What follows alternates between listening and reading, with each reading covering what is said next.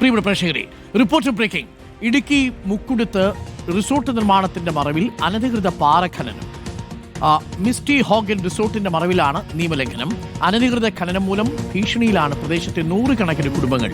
എന്നാൽ സംഭവം അറിഞ്ഞിട്ടില്ലെന്നാണ് Konnathady panchayat village officer നൽകുന്ന വിശദീകരണം. രാഹുൽ സുരേഷ് തയ്യാറാക്കിയ റിപ്പോർട്ട്.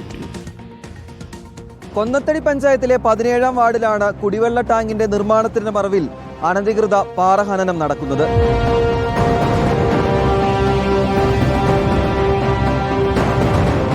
മണ്ണിടിച്ചിൽ സാധ്യത നിലനിൽക്കുന്ന പ്രദേശത്താണ് പാറ ഖനനം നടക്കുന്നത്. തൊട്ടു താഴെയാണ് സ്കൂളും ക്ഷേത്രവും 100ഓളം കുടുംബങ്ങളും അധിവസിക്കുന്നത്. ഏതു നിമിഷവും അപകടമുണ്ടാകാം.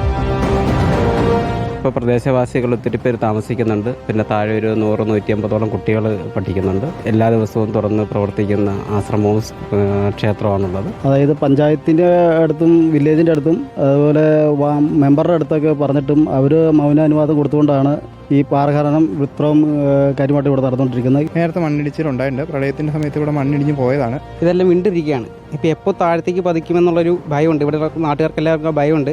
മലമുകളിൽ സ്ഥിതി ചെയ്യുന്ന റിസോർട്ടിലേക്ക് വെള്ളം എത്തിക്കാനാണ് ഇവിടെ കുടിവെള്ള ടാങ്ക് നിർമ്മിക്കുന്നതെന്നാണ് സ്ഥലം ഉടമ പറയുന്നത്.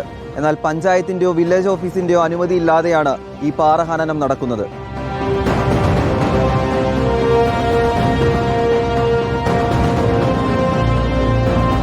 കൊന്നത്തടി പഞ്ചായത്തിലെ 17-ാം വാർഡ് മെമ്പർ ജയൻ മുതൽ പഞ്ചായത്ത് അധികൃതരും വില്ലേജ് ഓഫീസർ അടക്കമുള്ളവരും ഇതിന് ഒത്താശ ചെയ്യുകയാണ്.